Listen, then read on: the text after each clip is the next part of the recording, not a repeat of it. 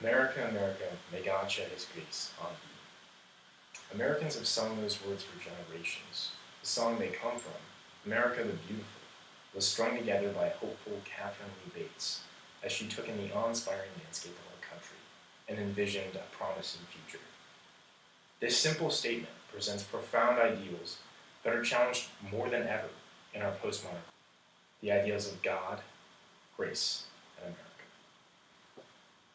Now, the ideals of God, grace, and America are not arbitrarily linked together in this song. There's a definite relationship in them that points to a greater truth. First, this lyric recognizes God, and thereby our accountability to a higher being. Second, it acknowledges the need for grace, highlighting our imperfect state of existence as human beings. And thirdly, it acknowledges a united America as one nation under God. Speaking on these 3 points is borderline blasphemous in 2020, but as Edmund Burke said, the only thing necessary for the triumph of evil is for good men to do nothing, or in our age, say nothing. The American nation is deeply rooted in reason, but just as deep as that reason is its founding in faith. Faith in God, faith in the people, and faith in the future. It is this faith that has propelled America to be a shining light in an imperfect world. To deny this inherent ideal in American philosophy is to obscure the American dream and instead project a dim future where Americans no longer believe in a better tomorrow. Faith enables the impossible. It provides for innovation and self-betterment. It allows for good men and women to stand up to injustice, and it is closely linked to the pursuit of truth. Our First Amendment protects each American's right to practice their faith, both in the freedom to exercise their religion and the freedom from state religion. Today, secular philosophy reigns supreme in our society, usurping governmental and educational institutions so that relativism supplants freedom of thought in authentic dialogue. Secular ideals are thrust upon Americans from coast to coast, deeming traditional values antiquated and useless relics of a wicked past, while boasting a utopian future where individuals bow down to hidden or blatant communist and socialist ideals, self-censoring themselves in both speech and belief. Yet this does not have to be America's fate. Our generation can fight for and defend the American ideal of faith by speaking up and living life authentically. Now, this is not an easy task. It requires humility and fortitude to face the ridicule and challenges by friends, family, and the social media mob. But it is also through this humility that we come to recognize the richness and genius of our predecessors, their tradition of a true liberality of ideas, which are rooted in firm foundations of our Christian values and faith.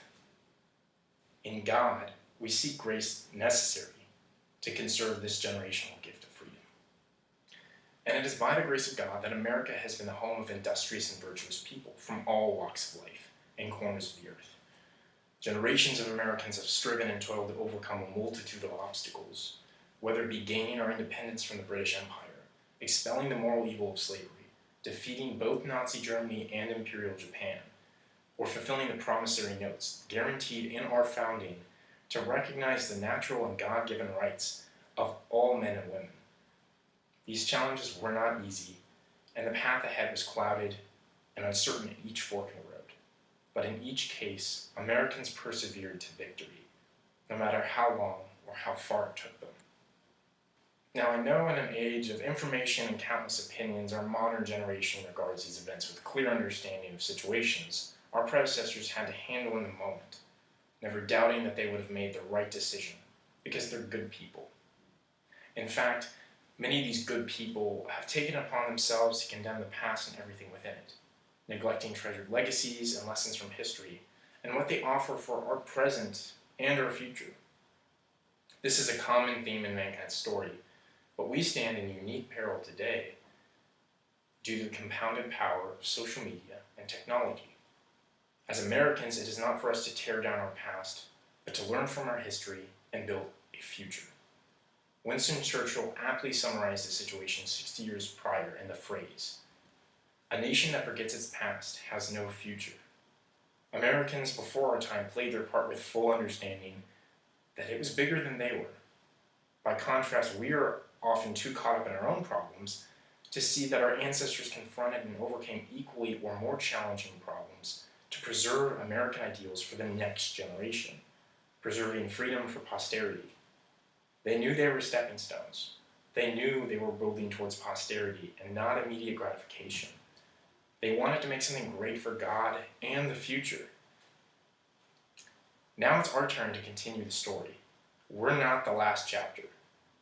We must defend our values. We must succeed so that our children and their children may do the same. However, to accomplish this, we'll need grace. And grace comes from one source, and that's God. Our truth. It's not stagnant, it is fluid. It's not temporary, it is lasting. Grace manifests itself in the individual who's open to it, the individual who strives to be more than themselves. God ordained that each and every person is born with natural and unalienable rights, but with that comes natural and unalienable responsibilities. As citizens, we have the responsibility to be cornerstones of truth and virtue in our country and communities. You might ask yourself, how have you really become all that you could be? Each of us could be something truly good and valuable in our country and this world by striving to be a force for good. The purpose of grace is not to be collected and stored up within yourself. Its purpose is to be shared and given to all those you encounter. It shores up our human weaknesses and allows Christ's light to shine through so that the path is a little bit clearer for each other. Grace unites where human nature might divide. Now, how many times have we all heard the phrase that America is a country like none other, that it's the greatest nation in the world? Have you ever really taken the time to think about why? I'm not referring to the history or the sequence of events that have led America to dominance in the global arena. I'm asking you if you've ever picked out and thought about why is America great? Perhaps it's our government, our military, our leaders, or our economy. The simple answer is no to all of these. No doubt all of these factors play a significant part in the prowess of the United States. However, many nations and empires long before had these factors in their favor, and yet they still don't quite make a direct comparison to our nation. The greatness of our American nation is not found in its power nor its reach, but rather it is found in its beginning, its conception. We all know the story, July 4th of 1776, that 13 colonies declared independence from the British Empire, the most powerful nation in the world.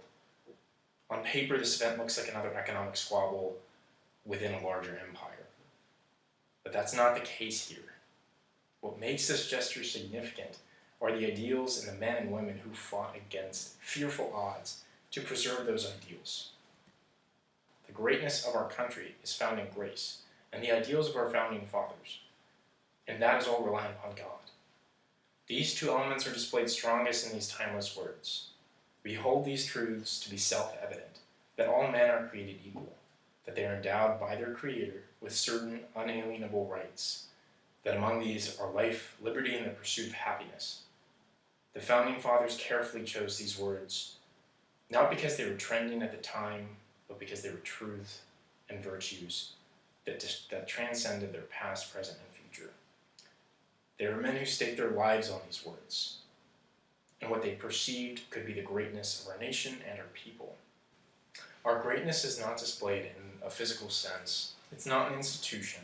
It is rooted in thousands of years of thought, tradition, and beliefs surrounding the inherent value of human life and freedoms. Yet without the people of the United States actively living these ideals out in their law and their lives, this legacy will dissipate. As Americans, we have great responsibilities attached to our lives and our freedom. None put it better than former President Ronald Reagan when he said, "Freedom is a fragile thing. It is never more than one generation away from extinction. It is not ours by inheritance. It must be fought for and defended constantly by each generation, for it comes only once to a people, and those who have known freedom and then lost it have never known it again." Freedom is a fragile thing. We see this in our college campuses, our businesses, and our day-to-day activities. Good men and women cannot stand by and do nothing. We must remember those that came before us, the men and the women who founded and built this country. Just as they did, we need to ask ourselves, what is it that I can be for my country? In this, our great American experiment, we need grace to mend our flaws and our faults. We need grace to continue the patriot dream that sees beyond years. And most importantly, we have to have faith in God, the people, and the future of this great nation. America, America, may God shed his grace on thee. Thank you, and God bless.